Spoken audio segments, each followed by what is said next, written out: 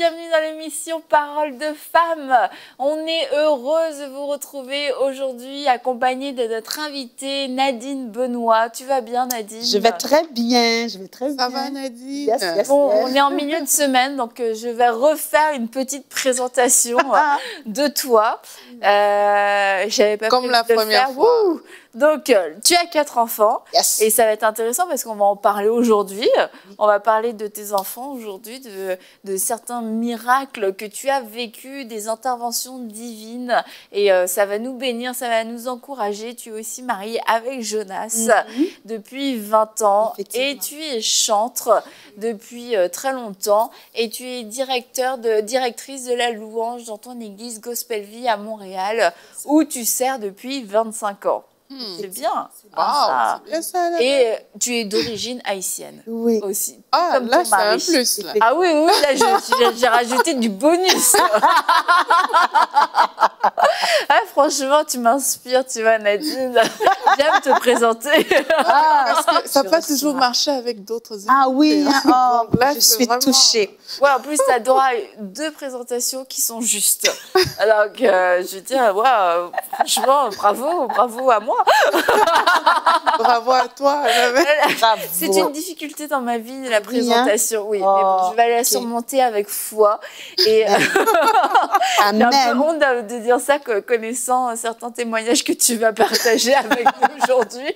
Mais en fait, le but de l'émission, tu avais à cœur de faire ce thème pour encourager les gens, booster les gens, parce que on passe à travers des moments de difficulté, des moments d'adversité, et quelquefois, on chancelle aussi, même dans notre foi, on oublie un peu ce que Dieu peut faire et que Dieu veut faire. Et à travers cette émission, vous allez vous rappeler de la bonté, de la fidélité de Dieu, que Dieu peut agir de façon surnaturelle, là où les médecins ont parlé, là où l'argent a parlé, là où la famille a parlé, là où le cœur a parlé, la parole de Dieu parle et elle dit oui, c'est possible.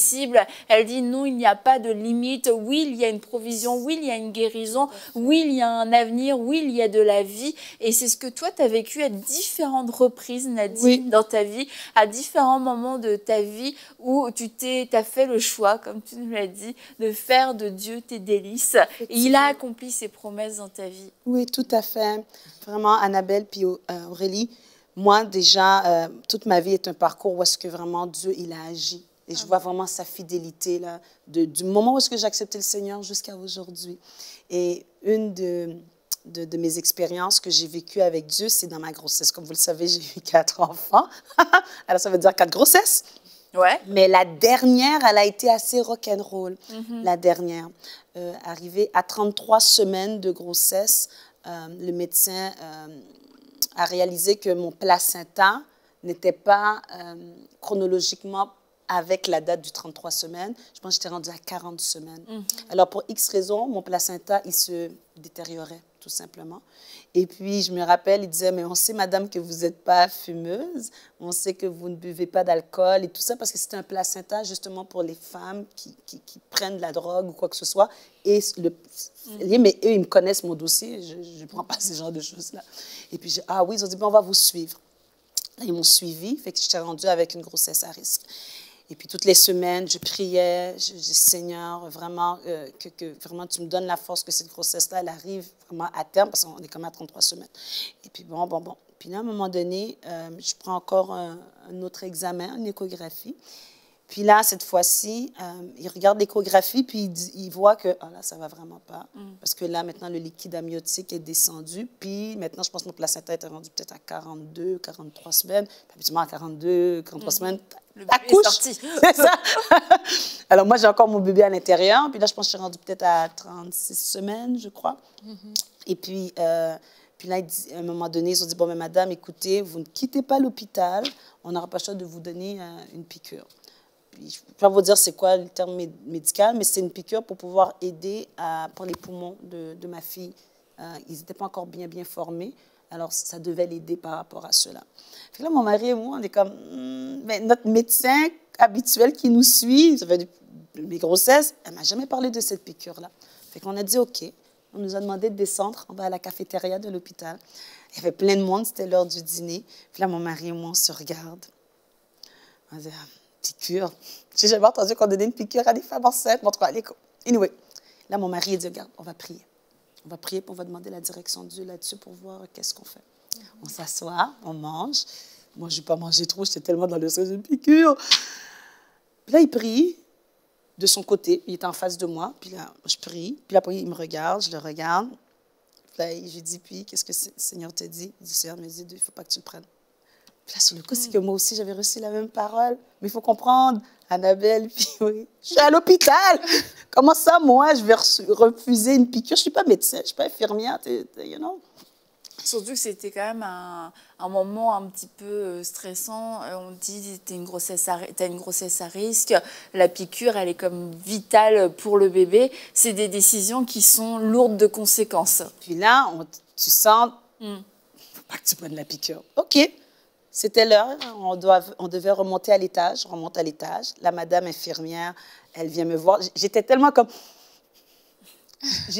J'ai mis la jaquette. Tu sais, imagine-toi, quand tu as le dessert, tu as déjà donné la parole, mais tu es comme, j'ai mis la jaquette, je me suis allongée sur le lit. Puis là, mon mari... Tu comptais dire non à un moment? C'est ça, tu as tout compris. Et puis là, moi, je suis comme... Il y avait comme un genre de blocage, mais je savais qu'il fallait que j'accepte, que je dise non, je ne prends pas la piqûre. Puis là, quand la madame a dit, madame, l'infirmière a dit, mais madame, tournez-vous. Puis c'est là que mon mari, ils disent, on ne prend pas la piqûre. La madame dit, comment? Vous ne prenez pas quoi? On ne prend pas la piqûre.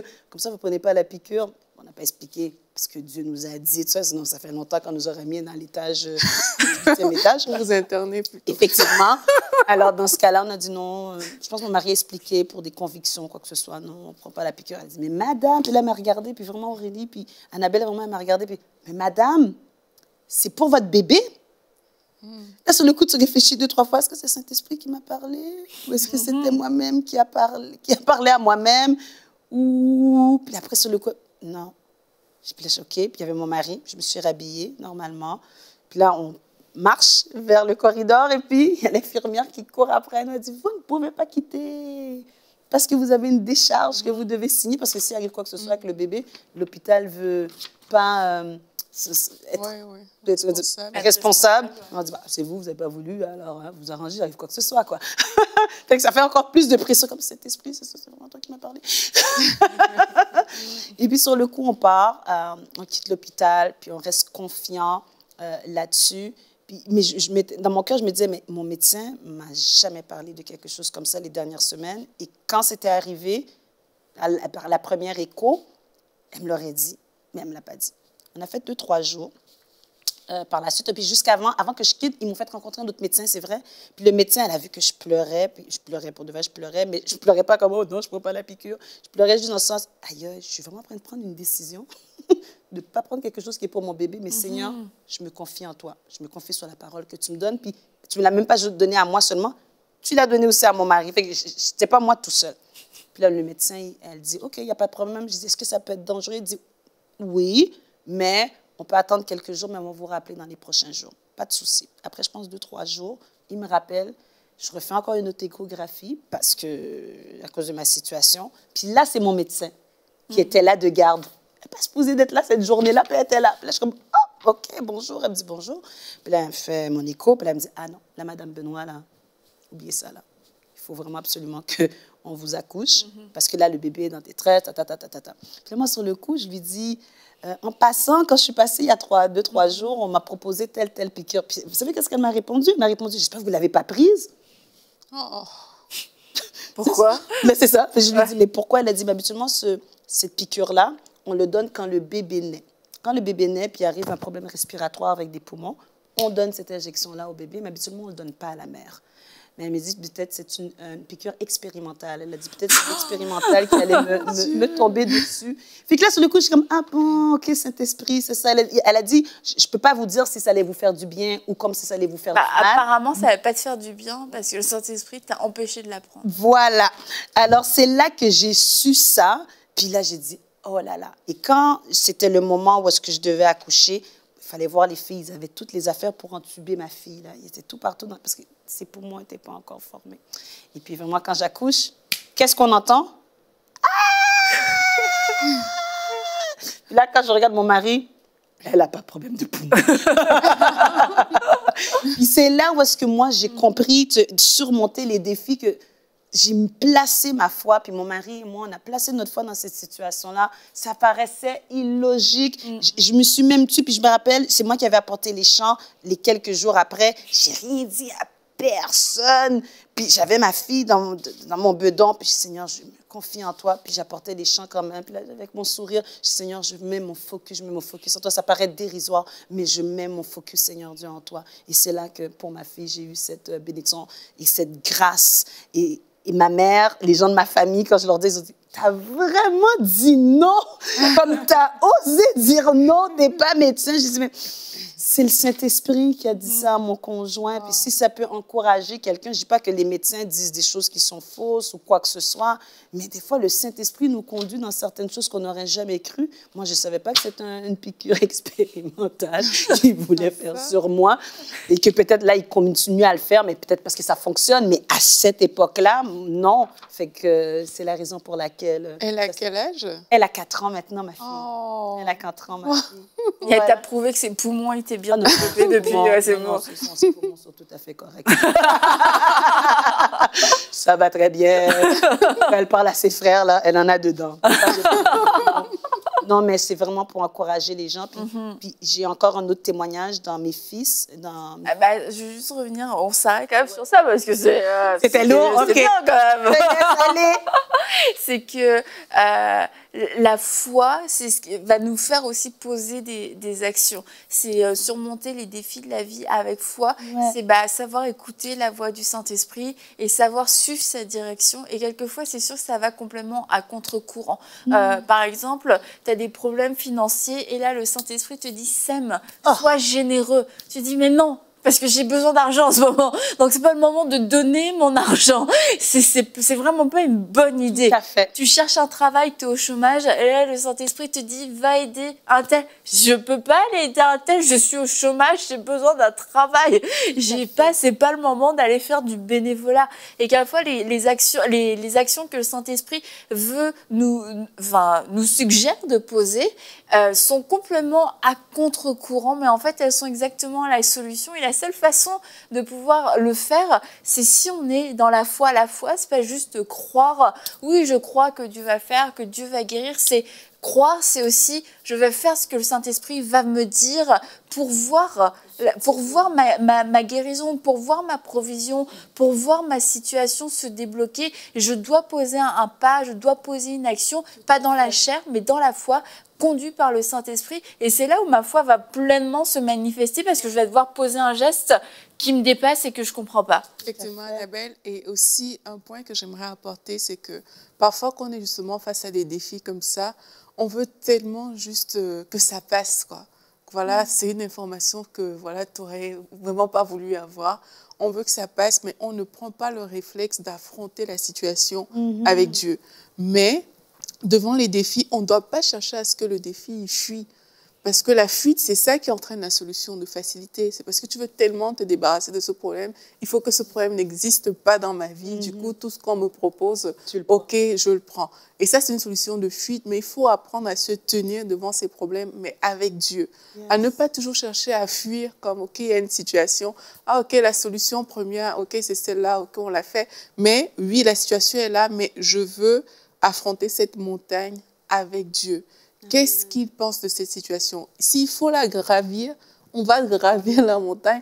On ne va pas juste contourner, on va pas, mais s'il faut passer par-dessus, on va passer par-dessus. C'est comme ça qu'on voit des percées. Si vous avez juste à accepter la piqûre, peut-être l'enfant serait venu, hein, elle n'aurait peut-être pas eu de problème. J'aurais pas eu cette expérience-là. Mais c'est ça, cette chose-là avec Dieu qui bâtit, qui fortifie, qui fait grandir et qui donne la force pour même d'autres situations. Ça aurait manqué quelque part au niveau de ta vie. Et devant, ça peut te rattraper très vite, quoi. Tout à fait. Puis, et qu'est-ce que tu rajoutes me ramène à mon deuxième témoignage par rapport à un de mes fils. Un de mes fils est dysphasique.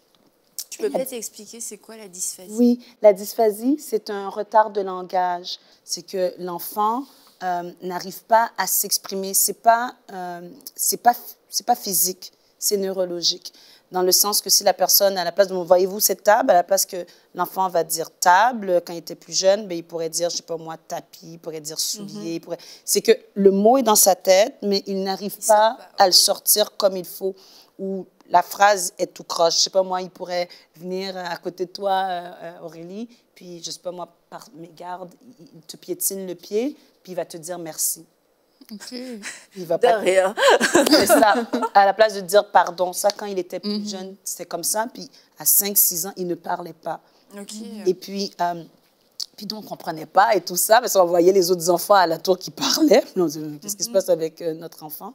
Et puis bon, on était à l'hôpital, on a fait toute, je ne ferai pas une longue histoire là-dessus, les tests et tout ça, et le diagnostic est sorti. Quand le diagnostic est sorti, ça venait me chercher beaucoup les femmes, j'ai pas voulu accepter. J'ai dit non, moi, je n'ai pas un enfant malade. Moi, je n'ai pas un enfant handicapé parce que le papier qui était assigné, c'était un papier handicapé. Puis sinon, j'essaie de trouver par moi-même, comme tu disais, affronter, là. Affronter la montagne et non pas essayer de le contourner. Fait que j'ai essayé de la contourner par tous les moyens parce que je ne pouvais pas accepter cela. Puis d'une certaine manière, je me disais, Seigneur, je te connais, là. Je te connais, Seigneur. Je ne peux pas croire qu'est-ce qui est en train de nous arriver. Puis à un moment donné, mon mari m'a parlé. Puis on a prié ensemble et tout ça. Puis à un moment donné, une parole est venue sur mon cœur. Vous savez, c'est quoi cette parole? Il a dit, si je te donne cet enfant, c'est parce que je sais que tu seras capable d'en prendre soin. Alors, ne le vois pas comme un handicap. Vois-le dans laquelle où est-ce que ma gloire va sortir à travers de lui. Avec toutes les larmes, j'ai signé. Mais à l'hôpital, quand j'ai signé, l'infirmière qui était là, elle a dit, Madame, on veut juste vous dire quelque chose. Votre enfant ne sera jamais dans une école normale. Il ne sera jamais capable de lire, peut-être même la difficulté à écrire. Alors, il ne faut pas s'attendre qu'il fait des grandes études ou bien tout ça. Ça te tue, là. Je pense qu'il avait peut-être 5 ans ou quelque chose comme ça, là. Ça m'a tuée. Et sur le coup, j'avais cette parole que le Seigneur me disait, non, fais-moi confiance. Je reviens encore avec, fais de l'Éternel tes délices. J'ai dit, Seigneur, tu ne m'as jamais abandonné depuis que j'ai accepté ton nom quand j'étais jeune. Alors, je continue. Est-ce que vous pouvez imaginer les femmes à aujourd'hui? Mon fils, il a cheminé tout le long. Il est capable d'écrire comme il faut. Amen. Il est capable de faire des mathématiques comme il faut. Est-ce qu'il a certaines lacunes? Mais oui, parce qu'il a quand même la dysphasie. Il ne s'est pas retrouvé dans une classe de langage. Il est dans une classe normale comme tous les autres enfants, excusez-moi si je dis le mot, normaux. Il chemine avec quelques difficultés, mais tout ce qu'on m'avait dit à l'hôpital, ces paroles de mort, ces paroles de désespoir, ces paroles que j'avais mon petit bébé, c'est comme si tu voyais que c'était... Ça m'avait anéanti complètement. Quand je vous dis complètement, je me suis appuyée encore sur cette parole. Seigneur, je m'accroche à toi. Seigneur, je m'accroche à toi dans cette situation. Parce que de la même manière que tu m'aimes moi, je sais que tu l'aimes lui aussi. Même tu l'aimes d'autant plus que moi. Parce que si tu lui donnes la vie, c'est ta créature si merveilleuse, alors je sais que tu vas faire des bonnes choses. Alors si tu permets que je sois sa mère et que nous sommes sur place parce que tu sais qu'on va être en mesure de pouvoir le faire. Alors donne-nous la capacité de lui parler. Donne-nous les outils. Mais oui, on a pris des cours parce qu'il ne nous regardait pas dans les yeux. On a dû prendre des cours de s'appuyer. C'est pas un enfant parce que tu peux lui donner une parole comme ça, il n'entendra pas parce qu'il va penser que c'est pas pour lui. Alors il faut vraiment que tu te retournes, tu dis un tel. Alors, je te parle, là, ah, OK, he understand, il comprend. Fait qu'on a dû cheminer, mon mari et moi, à faire tout ce parcours-là. Mais on a vu la grâce de Dieu. Amen. J'ai vu la bénédiction de Dieu. Amen. Et j'ai expérimenté ma foi en action. J'ai expérimenté ce défi de ma vie qui touchait une partielle de moi-même. Et c'est là que, c'est pour ça que je donne cette parole d'espoir à toute personne qui m'écoute aujourd'hui. Ça se peut bien qu'on t'a donné des diagnostics, ça se peut bien que c'est même impossible qu'est-ce qui est devant toi, mais accroche-toi à Dieu, puis il va te frayer un chemin. Il va te donner la capacité de continuer. Il va même te donner des forces neuves que tu aurais même soupçonné que tu seras capable de faire. Nadine, est-ce que tu peux prier pour les mamans qui nous suivent, qui ont des enfants, qui ont reçu des diagnostics, que ce soit physiques, que ce soit des besoins spéciaux particuliers et qui ont vécu la même chose que toi, elles ont été anéanties. Oh oui, ça me ferait vraiment un grand plaisir parce que moi, en tant que mère, en tant que famille, vous pouvez savoir comment ça peut être blessant. Ça peut tellement détruire des foyers. Il y en a un des fois qui s'en va littéralement parce qu'il n'est pas capable de gérer cette situation-là. Mais je veux tout simplement vous dire, puis je vais prier, que Dieu est capable de ne pas voir la maladie, de ne pas voir l'obstacle comme quelque chose qui est comme impossible. Dieu va vous donner la capacité. Je vais vraiment prier. Amen, Annabelle. Alléluia. Alléluia. Père, je demande dans le nom de ton Fils Jésus, la grâce, Seigneur Dieu, que tu m'as accordée à moi-même ainsi qu'à mon mari, je te prie de l'accorder à toutes les personnes, Seigneur Dieu, qui vivent cette situation, Seigneur Dieu, avec un enfant malade ou bien un enfant handicapé. Je te prie, Seigneur Dieu, que tu puisses leur donner, comme tu m'as donné, cette perspective, Seigneur Dieu, des choses nouvelles.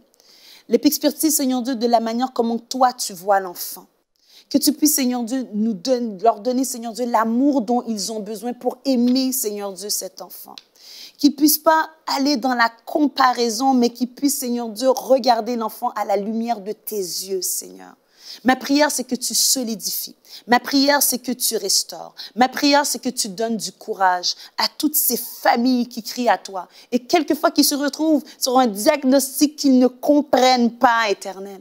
Mais je te prie, Seigneur Dieu, qu'ils puissent tenir ta main. Je prie, Seigneur Dieu, qu'ils puissent se solidifier sur ce que toi, tu dis de la situation et non pas de ce qu'ils pensent ou ce que les gens pensent. Et qu'ils puissent aller puiser leur force, Seigneur Dieu, en toi pour cheminer, Seigneur Dieu, et faire grandir cet enfant dans les valeurs de ta parole, dans les valeurs de ton royaume. Seigneur Dieu, je te prie de leur mettre aussi des ressources, des personnes fiables, des personnes qui peuvent les aider, les personnes qui peuvent les encourager, des personnes qui peuvent leur faire du bien lorsque les moments sont difficiles.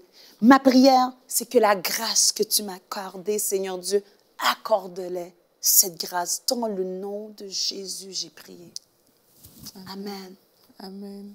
Je veux peut-être dire quelque chose aussi qui me venait vraiment à cœur alors que tu racontais ton témoignage.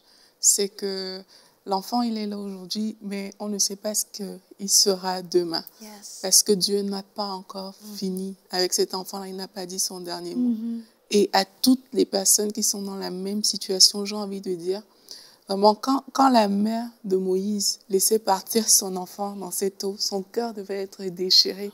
Mais elle ne savait pas qu'elle laissait partir un libérateur. Amen. Elle ne savait pas qu'elle était en train de laisser partir quelqu'un que Dieu allait utiliser pour elle, mais pour toutes les nations. Et quelquefois, c'est ce qui se passe. C'est que là, tu as parlé de l'attachement à Dieu qui fait que tu te confies à Dieu pour cet enfant-là et tu vois Dieu agir. Yes. Et il y a des personnes aujourd'hui qui nous écoutent, qui sont dans des défis comme ça, des difficultés pareilles et qui pleurent tous les jours. Mais alors qu'elles choisissent l'attachement à Dieu, elles choisissent de vraiment livrer l'enfant à Dieu, comme toi tu as dit. Derrière cet enfant-là, il y a quelqu'un avec qui le Seigneur veut faire de grandes choses. Amen. Et ça, il ne faut pas l'oublier. Il faut vraiment garder ce regard fixé sur Dieu. Et Dieu saura prendre soin de cet enfant-là. Oh oui. Il saura comment l'amener et il saura le faire devenir, non pas ce que les médecins ont dit, mais exactement ce que Dieu, lui, il a prévu pour cet enfant-là dans sa vie. Amen. Amen. Amen. Ah, c'est fort ce que tu as dit sur Moïse. Je vais le ressortir dans quelques minutes. Moi, j'aime la parole dans Ésaïe 40, 29 qui dit « Il donne la force à celui qui est fatigué et il multiplie les ressources de celui qui est à bout. » Et c'est cette parole, moi, qui m'a aidée durant tout le long avec mon conjoint. Et pour terminer l'émission, tu avais aussi un autre témoignage concernant les études. Tes études? Oui. Moi, comme vous le savez, pour ceux je suis quelqu'un qui aime chanter, qui aime apprendre, et j'ai pris aussi des cours de théologique. Et ça fait 3 ans de cela. Mais faire des cours théologiques quand tu es maman, 4 enfants, tu es dans le ministère, tu as une vie de famille, c'était tout un défi. Et pour moi-même, je me disais, je ne vais jamais être capable d'être en mesure de faire ça. Et un des défis, c'était d'étudier, parce que je devais faire les travaux, puis mon mari avec les enfants. Alors, c'était impossible. Et là où est-ce que j'ai eu mon miracle, c'est que le Seigneur m'a permis et m'a donné la force que dans les heures qui ne sont pas habituelles, à mémoriser la matière, à comprendre la matière. Des fois, je restais sur une page blanche, il fallait écrire comme 10 pages, puis je suis comme, qu'est-ce que je vais écrire? Ma tête n'est pas là, je sors du travail, Puis là, le Seigneur, lui, il me renouvelait, il me redonnait des forces. Même des choses que je ne comprenais pas, il me faisait comprendre et j'ai pu cheminer et terminer mon certificat en théologie. Et je veux dire à quelqu'un ce matin, aujourd'hui, que quelle que soit ta condition, que tu sois une mère, que tu sois une jeune fille, que tu sois au travail, si tu as un projet, tu as quelque chose qui est à cœur, donne-toi le temps, donne-toi la force de le faire et applique-toi à le faire et le Saint-Esprit va te conduire puis va te diriger à le faire. De temps en temps, dire, j'aurai pas le temps, j'ai trop de choses. Non, fais le pas. Moi, j'ai fait le pas. Les gens disent, mais non, c'est impossible, Nadine, que tu sois capable de faire ça. Puis je prenais des fois des deux cours par session. Comment tu fais ça? Mais c'est fou à dire, mais je le faisais le soir. Des fois, je le faisais durant la nuit. J'ai géré mon agenda de la semaine. Fait que je disais, regarde, voilà, qu'est-ce que je peux faire là. De temps en temps, parce que ça me tentait de peut-être écouter un film avec les enfants, mais je me privais de ça parce que je me suis dit, Seigneur, je vais apprendre de ta parole, je vais apprendre de toi. C'était un désir de mon cœur, pas juste chanter, pas juste, bon, j'entends. Je dis, non, je veux me plonger dans ta parole pour apprendre de toi. Et c'est là où est-ce que j'ai vu, c'était tout un défi, mais je l'ai réussi. Mais ce défi-là, je ne l'ai pas fait seule. Je l'ai avec quand même un conjoint parce qu'on s'entend, tu as besoin des fois un secours. J'avais ma mère, j'avais des gens alentour de moi. Mais n'importe quelle chose qui est devant toi, je veux juste te dire que lorsque tu places Dieu en avant, tout est possible. Tantôt, on avait parlé d'un engagement dans l'ancienne émission. Mais je me suis engagée. Mais Seigneur, si je m'engage, je sais que tu vas me donner la force pour y arriver. Fait que là, tu continues. Fait que moi, je suis vraiment quelqu'un qui veut propager l'espoir. Tu as une idée, ne te limite pas parce que Dieu ne te limite pas. Nadine, elle est... Mais comme dirait Aurélie, c'est fini. Alors, sœur, ne te limite pas. Tu veux le faire, mais engage-toi et respecte ton engagement et Dieu va t'aider à passer au travers de ce défi-là qui est devant toi. Juste reste positive. Non, c'est fini. C'est fini, ouais.